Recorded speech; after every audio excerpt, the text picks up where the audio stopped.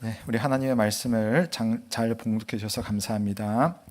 참 좋으신 우리 주님의 은혜와 평강이 오늘도 여러분과 함께하길 주의 이름으로 축원합니다. 아멘. 자, 오늘 우리가 읽은 성경, 하나님께서 아브라함을 부르신 아주 유명한 이야기죠. 근데 이 이야기는 창세기 성경의 전체의 분위기를 잡아주는 부분이고요. 뿐만 아니라 이후에 구약 성경과 신약 성경에 있어서 이스라엘 백성들의 어떤 사명과 그들의 모습에 대한 평가, 그 다음에 주님의 교회의 사명과 또 교회가 되어야 되는 모습에 대한 어떤 청사진을 보여주는 그런 어떤 중심이라고 할 수 있습니다. 그래서 성경을 이해하는 데 있어서 참 중요하기 때문에 오늘 이 말씀을 좀 한 번 더 경청해 주시면 좋을 것 같습니다. 우리가 창세기 1장부터 11장까지는요, 좀 큰 이야기를 다뤄요. 하나님께서 세상을 창조하셨다. 인간이 타락했다. 그래서 에덴 동산에서 쫓겨나서 우리가 고생하며 살게 되었다. 그래서 세상으로 나간 아담의 후손들은 본능적인 죄성을 가지고 있기 때문에 악을 행하였고 결국은 홍수 심판까지 당하게 됩니다. 지난주에 본 것처럼 하나님은 노아에게 방주를 만들어서 여러 생명을 구하게 하신 다음에 노아와 언약을 맺으셔서 내가 이 세상을 보존하겠다. 나의 주권적인 능력과 세상의 제도를 통하여서 이 세상이 멸망하지 않도록 그 어떤 순간까지 내가 보호해 주겠다라고 하는 그런 말씀을 하셨습니다.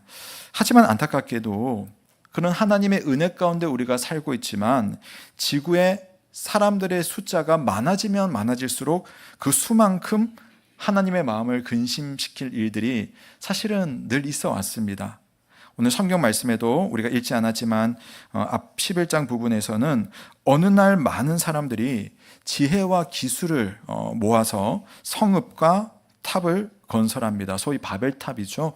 그때 사람들이 당찬 꿈을 꾸었어요. 하늘에 닿을 정도로 이 탑을 높게 만들고 우리끼리 뭉쳐서 흩어지지 말고 우리의 이름을 세상을 향해서 떨치자라고 하는 그런 꿈. 저는 이 말씀을 묵상하면서 이거는 아담과 하와를 유혹했던 뱀의 유혹이랑 상당히 비슷하다라는 그런 느낌이 있었습니다. 결국 하나님은 사람들 사이에서 단 하나였던 언어를 서로 다른 언어로 흩어버리고 소통을 막게 한 다음에 사람들을 온 세상으로 다 흩어지게 그렇게 만들었습니다. 어찌 보면 돌발적인 사건처럼 보이지만 하나님은 그런 상황을 통해서도 아담과 하와에게 이미 주셨던 약속을 서서히 이뤄 가십니다. 이게 성경을 보는 아주 중요한 눈인데요. 창세기 3장 15절 말씀에 보면 내가 너로 여자와 원수가 되게 하고 내 후손도 여자의 후손과 원수가 되게 하리니 여자의 후손은 내 머리를 상하게 할 것이요 너는 그의 발꿈치를 상하게 할 것이니라. 이것은 이 창세기 이 순간에만 중요한 말씀이 아니라 구약 성경 전체와 신약 성경 전체의 이 말씀의 흐름을 따라가게 되어 있어요. 그러면 세상은 그냥 사람들 마음대로 이렇게 흘러가는 것처럼 보여도 하나님은 이 약속을 따라서 묵묵히 이 세상을 향한 자기의 일을 하고 계십니다. 하나님의 창조 질서를 회방하는 세상의 세력들이 많지만 하나님은 그 속에서도 당신의 사람들을 통하여서 당신의 일을 결국 이뤄내시는 겁니다. 오늘 말씀에서 여자의 후손이 있었잖아요. 여자의 후손이란 하나님 백성들의 목자이며 또 든든한 도움이신 예수 그리스도를 말하죠. 오늘 이야기는 바로 그 하나님께서 예수 그리스도가 오시기까지 어떤 식으로 이 땅을 향해서 당신의 뜻을 차근차근 이루어 가시는지를 보여주는 첫 번째 출발이라고 할 수 있습니다. 하나님의 마음과 하나님의 계획이 마치 씨앗처럼 세상에 심어지는 장면. 자, 그런데 제가 이 12장을 볼 때마다 드는 생각, 하나님은 역시 인간이 생각할 수 있는 그런 고정관념을 항상 뛰어넘으세요. 생각해 보세요. 바벨탑 같은 그 큰 사건이 있었기 때문에 우리가 하나님이라면 사람들의 코를 납작하게 누른 다음에 더 이상 딴 생각하지 못하도록 뭔가 큰 작업을 할 것 같은데 하나님은 예상 밖의 계획과 실행으로 당신의 뜻을 이루어 가시는 겁니다. 자, 그것이 아브라함이라고 하는 단 한 사람을 부르는 장면에 표현되어 있어요. 우리 1절과 2절 말씀 함께 읽어보겠습니다. 시작.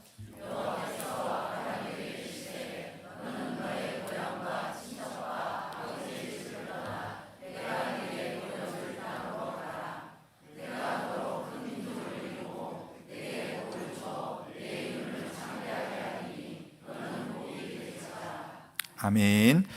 사랑하는 여러분, 이 혼잡스러운 세상을 원래 하나님이 가지고 계시는 그 계획으로 지금 이끄시는 하나님의 놀라운 여정이 시작되었는데, 그 여정의 출발이 생각보다 아주 조촐합니다.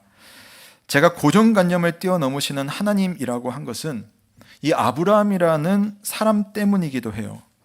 우리에게야 이 믿음의 조상 아브라함이지만 성경 속 아브라함은 처음부터 믿음의 사람은 아니었습니다. 소위 아브라함은 모태신앙이 아니었어요. 우상 숭배의 영향 아래 있었습니다. 아버지 데라와 데라의 가족들과 그 조상 때부터 그 근방에 있는 고대의 여러 가지 신들을 섬기고 우상을 만드는 일을 했던 사람들이에요. 아마도 그 중에서도 태양을 자기들의 주신으로 섬기지 않았나라는 추측을 하기도 합니다. 물론 하나님을 영 모르지는 않았지만, 그러나 아브라함의 믿음 자체가 하나님이 보시고 이 사람을 내가 사용하겠다라고 할 만한 조건이 아브라함에게는 없었어요. 그것은 하나님의 주권적인 선택이 있었기 때문에 가능한 일이었습니다. 여러분, 하나님이 하고자 하실 때에 하나님의 일은 반드시 이루어진다는 사실을 늘 마음속에 믿으시길 주의 이름으로 축원합니다. 구약성경 신명기에는 하나님께서 아브라함과 아브라함의 후손들을 하나님의 백성들로 삼으신 이유가 여러 가지 표현으로 기록이 되어 있는데, 그 중에 제가 몇 가지만 가지고 왔습니다. 신명기 4장 37절 말씀에 보면 여호와께서 내 조상들을 사랑하신 거로 그 후손인 너를 택하시고, 아무 조건이 없어요. 그냥 너희들 조상들을 하나님이 사랑하셔서 그 후손인 너까지 택함을 받았다. 7장 6절 말씀에 보면 7절 말씀에 보면 여호와께서 너희를 기뻐하시고 너희를 택하심은 너희가 다른 민족보다 수효가 많기 때문이 아니니라.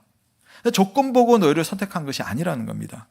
10장 말씀에 보면 만물은 본래 내 하나님 여호와께 속한 것이로되 여호와께서 오직 내 조상들을 기뻐하시고 그들을 사랑하사 그들의 후손인 너희를 만민 중에서 택하셨음이라고 되어 있어요. 다른 말로 본다면 여러분, 하나님은요 이 세상의 모든 사람을 다 구원하지는 않으세요. 누구는 구원하시고 누구는 내버려 두십니다. 어찌 보면 공평하지 않은데 라는 생각이 들 수도 있습니다. 하지만 하나님께서 정말 그의 성품을 따라 정의롭고 공평하게 하신다면 우리 인간의 상태로 볼 때 아무도 구원받지 못하는 것이 정말 공평하고 정말 논리적이고 정말 정의로운 거겠죠. 착한 사람, 괜찮은 사람, 하나님 보시기에는 추려낼 사람이 사실은 없는 겁니다. 그 대신 하나님께서 당신의 뜻으로, 당신의 주권으로 구원할 사람을 택하시되 그냥 택한 것도 아니고 그 택한 사람을 위해서 대신 대가를 지불하시는 겁니다. 그 사람에게 요구하지도 않으시고 하나님께서 직접 하시는 겁니다. 구약 성경에는 백성들이 제사를 드려서 하나님께 용서를 받잖아요. 근데 구약의 제사에서 인간이 제물을 드리니까 우리가 종종 착각하는 것이 제물을 드렸기 때문에 우리가 용서받는다는 생각을 합니다. 내가 드린 제물 때문에 내가 용서받는다는 생각을 하는 거예요. 그렇지 않습니다. 여러분, 제물이 우리를 용서하는 것이 아니라 제물이 상징하는 그것, 하나님께서 이처럼 너희들을 위해서 대신 지불하는, 하나님이 지불하는 대가가 있다. 그 대가 때문에 우리가 용서받고 구원받는다. 이게 구약의 제사고 결국 신약의 모습입니다. 무엇이겠습니까? 바로 하나님의 아들 예수 그리스도의 십자가가, 우리는 아무것도 드릴 것 없지만 그분의 십자가 때문에 우리가 용서받고 구원을 받는 것입니다. 우리는 오직 하나님의 은혜로운 선택에 의해서 부름을 받고 예수 그리스도의 그런 헌신으로 인해서 하나님의 구원받은 백성이 되었다는 사실을 기억하시기를 바랍니다. 실제로 하나님께는 그래야 되는 의무가 없어요. 왜 하나님이 우리에게 그렇게 해야 되죠? 하지만 하나님은 스스로 그렇게 하기로 정하신 겁니다. 하나님을 믿을 만한 이유가 우리에게는 아무것도 없는데도 불구하고 여러분 지금 믿고 있잖아요. 이 놀라운 일이 내 자신에게 일어나도록 하나님이 특별히 택하신 것에 대해서 여러분 믿음으로 감사하길 주의 이름으로 축원합니다. 우리가 종교개혁 덕분에 중요한 교리 하나를 얻었어요. 오직 성도는 믿음으로 말미암아 구원을 얻는다. 성경의 말씀이긴 한데 잊었던 진리였습니다. 근데 우리는 믿음으로 구원을 얻는다고 되어 있어요. 그런데 문제는 저나 여러분이나 믿음이 사실은 변변치가 않잖아요. 여기 나는 정말 내 믿음 자신 있어 라고 하실 분 저를 비롯해서 없을걸요. 주님 앞에 믿음 가지고 논할 사람은 없습니다. 실제로 믿음의 조상이라고 불리는 아브라함도 순간순간 얼마나 자기 믿음이 흔들린 사람인지 몰라요. 제가 드리고 싶은 말씀은 결국 믿음으로 구원을 얻는다라고 할 때 그 믿음조차도 하나님의 은혜의 손이 붙들기에 그 믿음의 불씨가 남아있는 겁니다. 아브라함의 그 믿음은 하나님의 도우시는 그 손길로 인해서 그 믿음이 있었고 하나님은 그조차도 아브라함의 귀한 믿음으로 여겨주시는 것입니다. 그러므로 여러분을 부르시는 성부 하나님의 은혜와 여러분을 끝까지 붙들으시는 성령 하나님의 도우심과 예수 그리스도의 사랑이 여러분을 꽉 잡고 있다는 사실, 그 사실에 감사하시는 저와 여러분 되시길 주님의 이름으로 축원합니다. 자, 우리 아브라함 하나님께서 부르셨어요. 하나님의 놀라운 계획은 이처럼 아무것도 아닌 사람들을 하나님의 큰 일에 동참시키는 것이 하나님의 중요한 목적 중에 하나입니다. 하나님께서 아브라함을 부르신 데는 다 이유가 있어요. 우리 2절과 3절 말씀 우리 한번 같이 읽어볼게요. 시작. 내가 너로 큰 민족을 이루고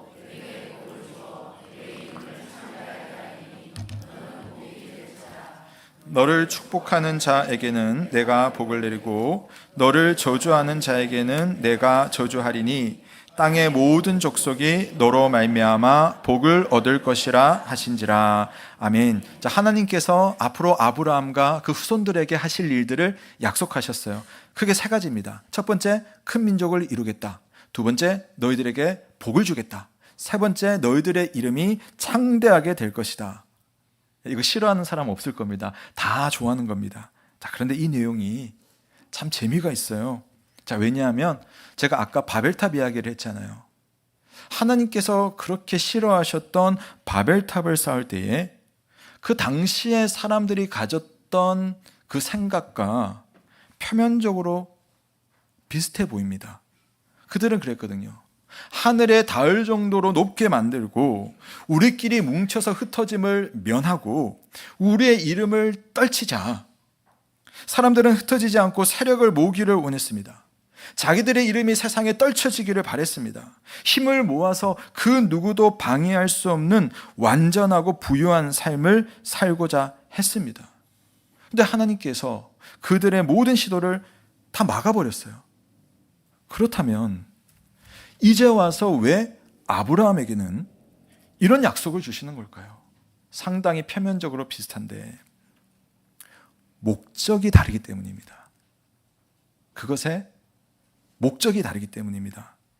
바벨탑을 쌓은 사람들은 함께 모여서 그 일을 하긴 하지만 각자 자신의 속내와 목적을 가지고 있었어요. 내가 잘 되는 것이 문제였습니다. 내가 힘을 가지는 것이 중요했어요. 하나님의 방해를 받지 않고 내가 원하는 것 마음대로 다 할 수 있는 것, 이것이 바벨탑을 쌓고자 하는 그것의 이유이고 바벨탑의 본질이고 더 이상 탑을 지을 수 없는 그러한 원인이었습니다. 그렇다면 하나님께서 아브라함에게 주신 그 약속과는 도대체 뭐가 다른 건가요? 다시 한번 보시면 제가 한번 읽어드릴게요. 내가 너로 큰 민족을 이루고 내게 복을 주어서 내 이름을 창대하게 하리니. 자, 이제 시작입니다. 너는 복이 될지라. 너를 축복하는 자에겐 내가 복을 내리고 너를 저주하는 자에겐 내가 저주하리니 땅의 모든 족속이, 같이 읽어볼게요. 너로 말미암아 복을 얻을 것이라 하신지라. 바로 이겁니다. 큰 민족을 이루고 복을 받고 이름이 창대해지는 것은 최종 목적이 아니에요. 하나님의 최종 목적은 아브라함이 그의 후손이 그 자체로 복이 되는 겁니다. 너는 복이 될지라. 이 문장만 놓고 보면 개인에게 일어난 일 같지만 그러나 민족적 차원입니다. 그러면서 단지 개인만을 위한 복이 아니라 복이 된다는 것은 다른 말로 너 때문에 다른 사람이 복을 받는다는 겁니다. 너를 맞는 사람이 너로 인해서 복을 얻고 너와 함께 살아가는 너의 가족이 너 때문에 위로를 얻고 너와 교제하고 너와 함께 있다 보면 하나님의 사랑과 용서가 느껴지고 너가 나를 위해서 기도하기 때문에 내가 하나님의 그 사랑이 있구나라는 것을 느낄 수 있도록 하나님의 복의 통로가 되는 존재, 바로 복덩어리가 되는 것이 아브라함을 부르신 하나님의 목적이라는 사실을 기억하시길 바랍니다. 큰 민족이 되고 복을 받고 이름이 창대해지는 것은 수단이에요. 수단을 통해서 남을 이롭게 하고 이 세상을 복되게 하는 것이 아브라함을 부르신 하나님의 목적, 이스라엘을 이스라엘 되게 하신 하나님의 의도, 주님의 교회를 교회로 만드시는 하나님의 큰 뜻이라는 것입니다. 원래 사실은 이게 아담과 하와가 했어야 되는 거거든요. 이 세상에서 가장 하나님의 형상에 가까웠던 아담과 하와가 에덴 동산에서 해야 되는 일이 바로 이거였는데 그걸 못한 겁니다. 수단은 잡으려고 했지만 목적을 놓쳐버렸습니다. 제가 지난주에 목회 칼럼에서 그런 이야기를 썼는데요. 제가 이제 한 주 정도 좀 약간 쉬고 묵상하는 시간, 기도하는 시간을 가지고 왔습니다. 가평에 있는 우리마을이라는 곳에 갔었어요.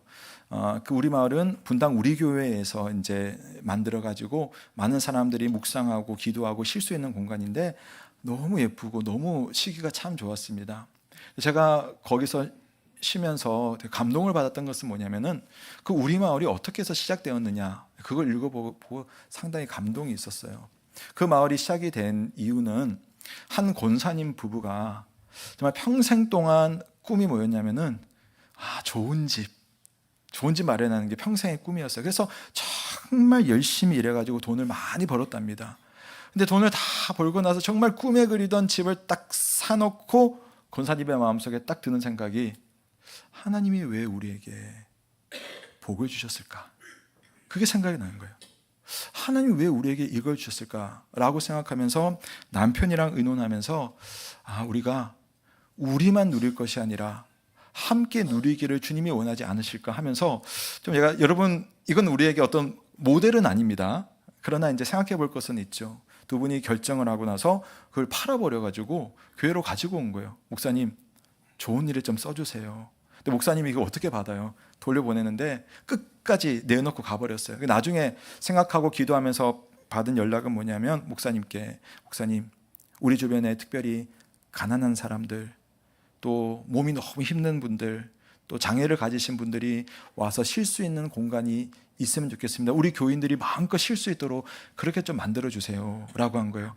그러니까 그것으로부터 시작이 된 거예요. 그랬더니 어떤 분은 땅을 기증하고, 어떤 분은 건축가가 이 건축의 엄청 큰데 그걸 다 본인이 이렇게 무료로 재능 기부를 하면서 그게 시작이 된 겁니다.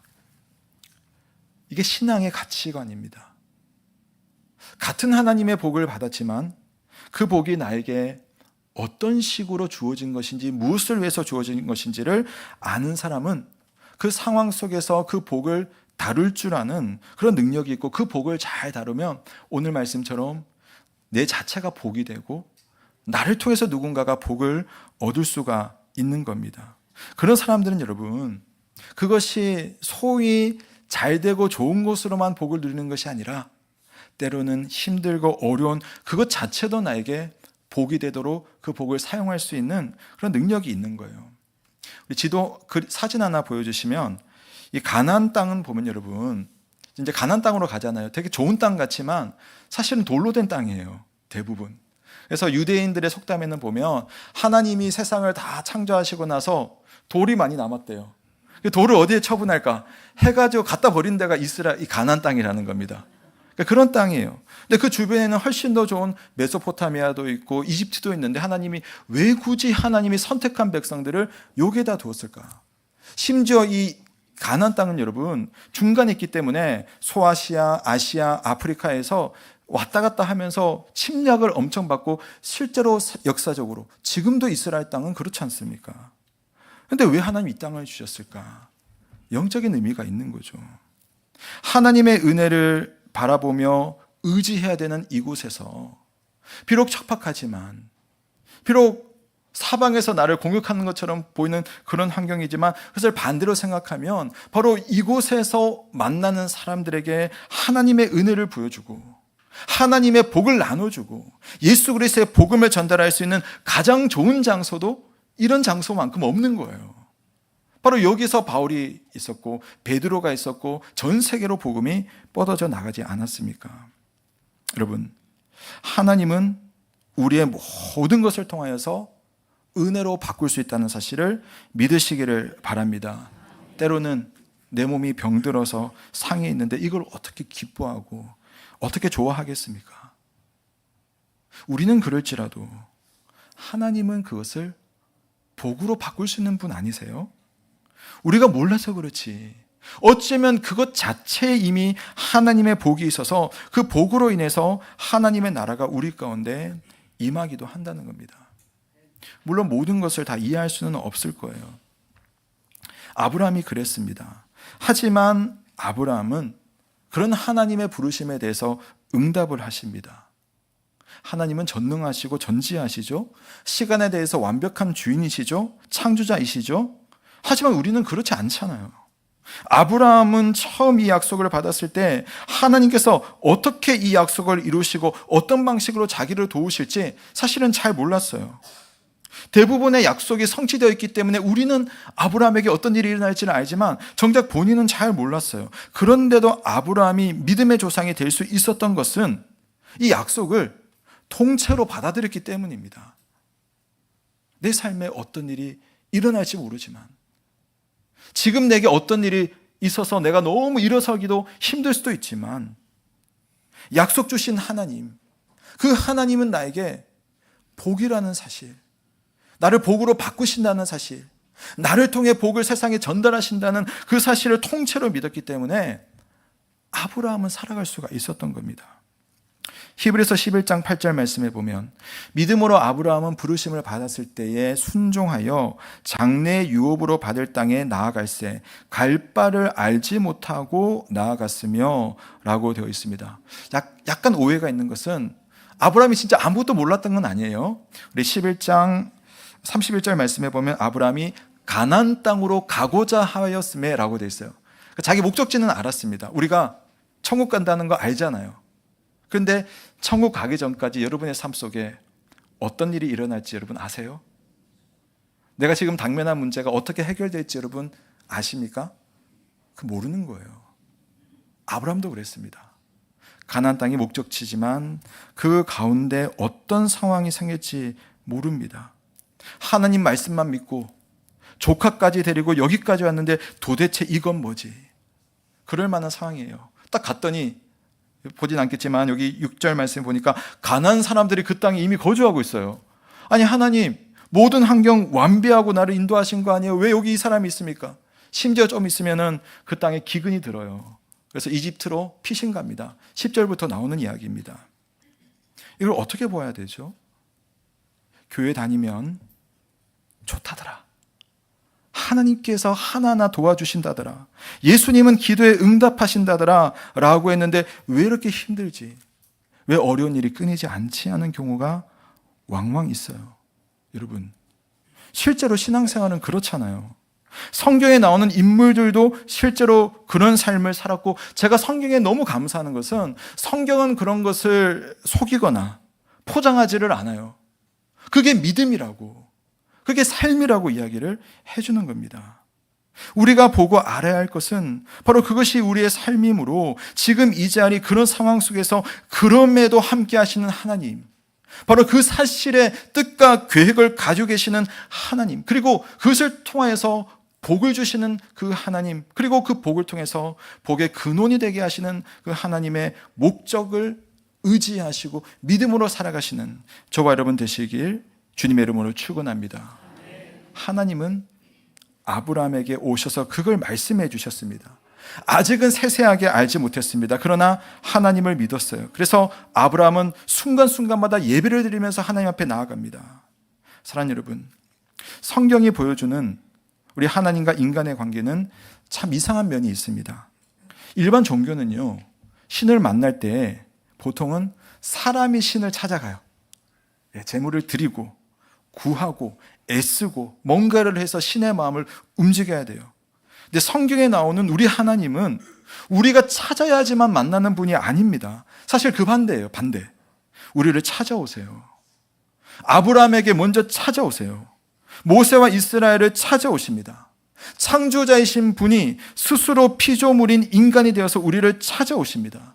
우리를 살리려고 그분이 스스로 죽으셨고 다시 살아나셨습니다. 심지어 우리에게 다시 오실 것이라고 말씀하셨습니다. 우리의 믿음을 보십시오. 이렇게 온전하지 못하고 믿음보다 의심이 앞서는 나 같은 사람에게 오늘도 주님이 찾아오시잖아요. 말씀으로 오시지 않습니까? 기도 응답으로 나에게 찾아오십니다. 믿음의 사람들을 통해서 오시고 예배하는 가운데서도 우리를 찾아오시는 하나님, 우리에게 복을 주시고 반드시 우리를 복이 되게 하시는 그 하나님을 통째로 믿을 수 있는 저와 여러분 되시길 주님의 이름으로 축원합니다. 그러므로 여러분의 인생에 목적이 있어요. 그런데 수단만이 내 인생의 최종 목적지라고 판단하고 착각해서 그 수단 때문에 여러분 넘어지지 마시고 그 수단을 통하여서 참된 복을 이루시는 여호와 하나님을 의지하시는 저와 여러분 되시길 주의 이름으로 축원합니다. 기도하겠습니다. 하나님 아버지, 오늘 우리에게 주의 말씀으로